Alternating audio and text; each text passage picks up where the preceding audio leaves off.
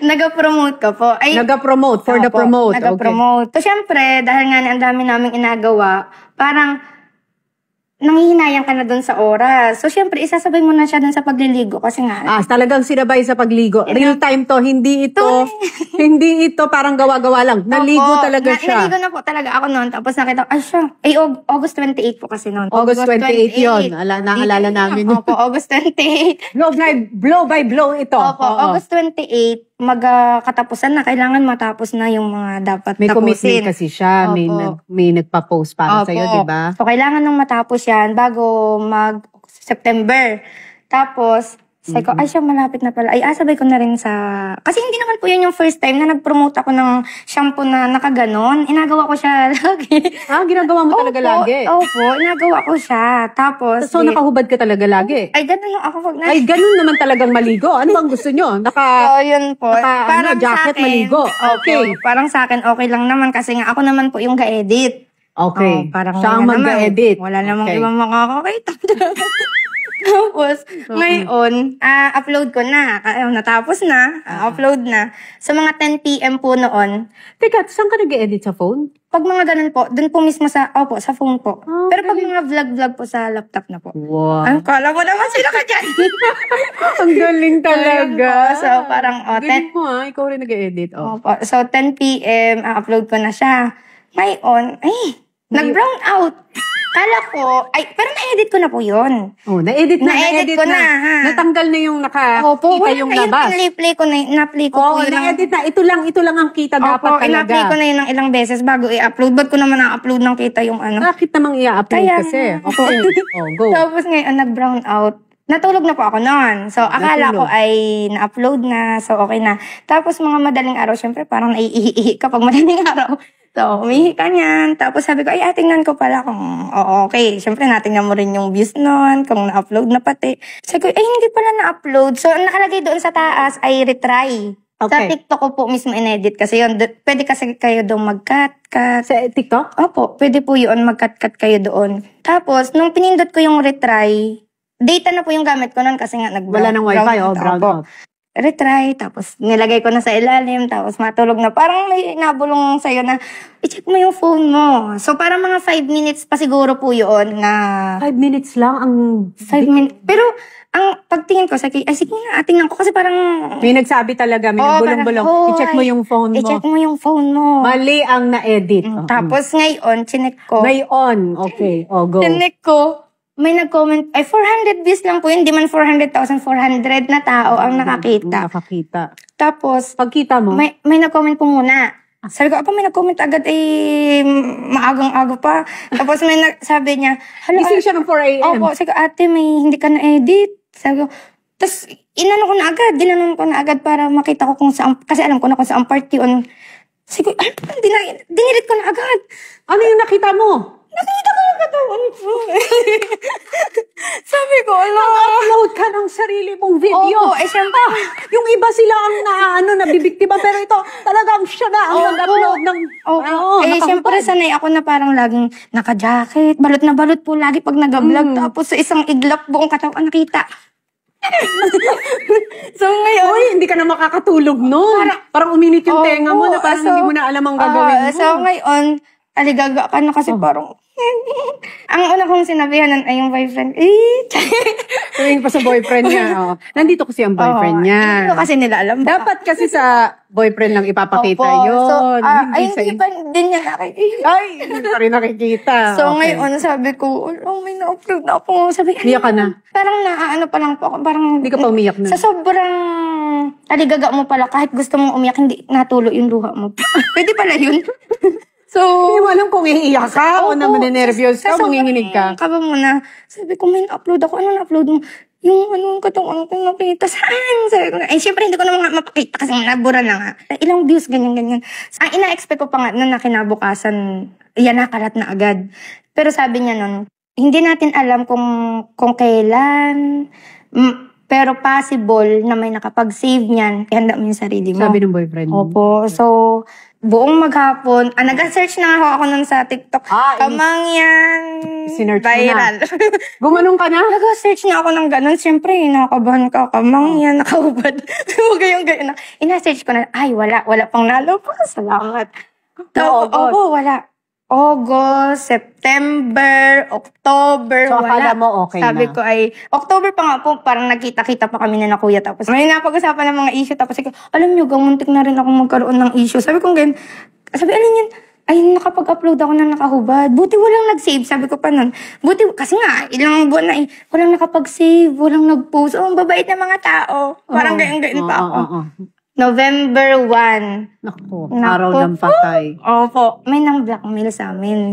Ang haba ng message niya. Naku. Tapos sabi niya, Saan ka message? Email? sa messenger po, pero dami account ang gamit. Naku. Sabi niya, kapalit ng 50,000. Hindi ko ilalabas yung video. Kung ganun-ganun pa siya. Basta sobrang haba. So ako nun, alam ko na agad kasi wala namang ibang video akong ina-upload. Kinabahan ka na. Kinabahan ako nun. Tapos, sinabi ko na naman sa kanya. Sa boyfriend ko, sabi ko ay, hindi ko po na-replyan. Kasi nga baka mamali ako ng reply, mapasama palalo. November 1, November 2, hindi pa po kami nakapunta. November 3 kami nagpunta doon na ganito, ganyan ang gagawin. Ito yung tatanungin mo sa kanya. Parang pwede siyang mahuli. November 3, November 4, parang walang, kinat ko na, anong video, kailangan palang malaman muna kung ano yung video na inatukoy niya. Anong video tinutukoy mo, wala kasi akong idea. November 4, wala, sabi ko, ay siguro tinamad na siya. Ganyan. Siguro ay biglang, ay mabait naman yan si Kamangyan. Kala ko ganun-ganun pang isip, mabait naman yan. Sige, wag na. Parang naman siya. Oh. November 5. Alam namin talaga ang mga date. Okay. Opo, talagang, ay siyempre, talaga. Okay. Hindi pa po akong una nakaalam. Oh. Yung boyfriend ko na naman, sabi niya, may nag-chat sa kanya na, yung teacher niya, aware ka ba na may kumakalat na video yung girlfriend mo? Oh. Sabi ko, Ayun na. parang yan na yun. Diyos ko po, sabi ko, So, in-upload na? Tanong mo kung anong video.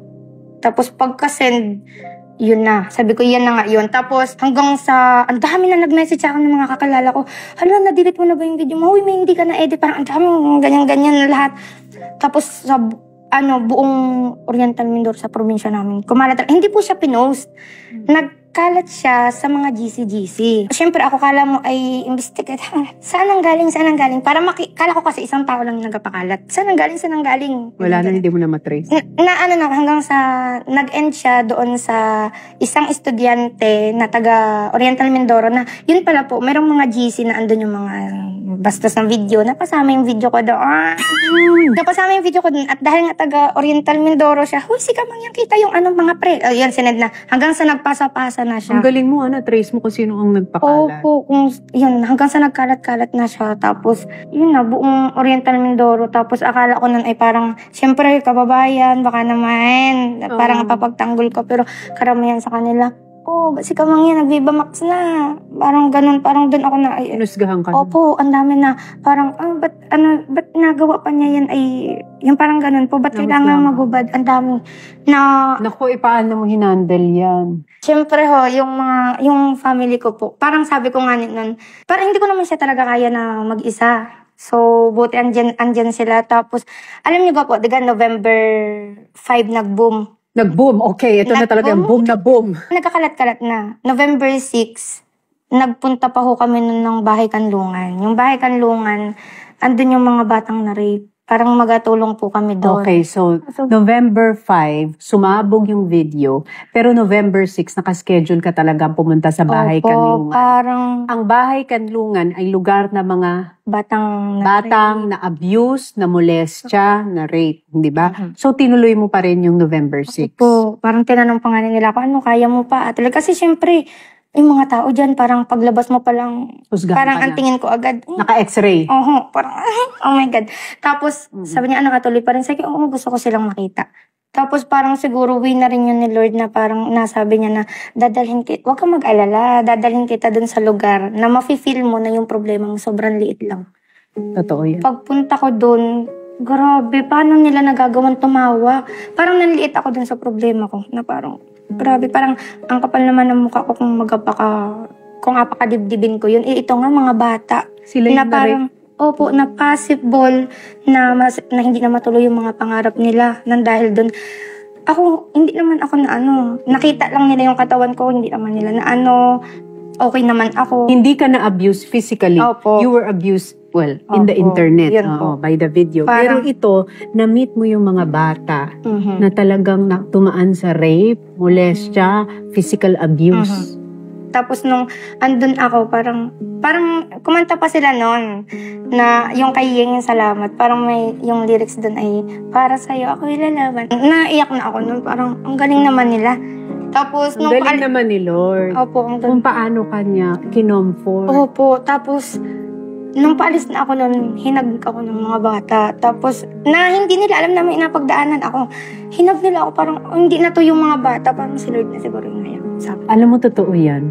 Minsan kasi pag dumadaan tayo sa isang problema, akala natin pinagbagsakan na tayo ng langit at lupa, tayo na ang may pinakamalaking problema sa buong mundo. Hindi na natin alam kung paano malalagpasan to. Kasi kapag binuksan mo yung isip mo, na-meet mo yung mga tao, mas grabe pala ang pinagdadaanan sa'yo pero nakangiti. Opo, grabe.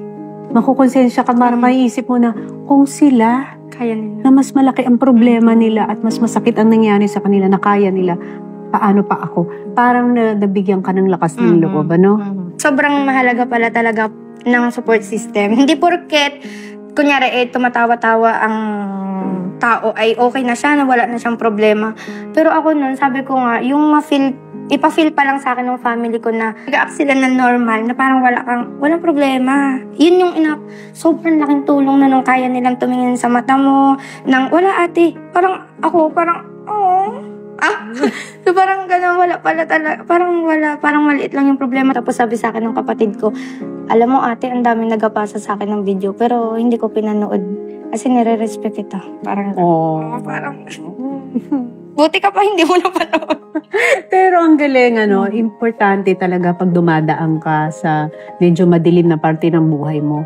Kapag solid yung suporta ng pamilya mo, Opo, grabe. malalampasan mo lahat. Malalampasan mo lahat. Kaya nga sabi ko, pag pala may napagdaanan, huwag mo nang banggitin na, ikaw kasi, pag sinisi mo, Wala nang sisihan. Oo, opo, walang pag sinisi mo, ikaw kasi, ba't mo kasi in-upload? Ba't mo kasi ganyan yan? Parang lalo kang, masira yung ulo. opo, sila wala kang maririnig.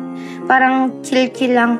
Parang, Chill lang. chill-chill lang. Hindi naman yan sobrang Kasi di ba parang, syempre nakita yung katawan. Parang, ba't mo kasi in-upload? O taray, ganyan, nakita yung mo.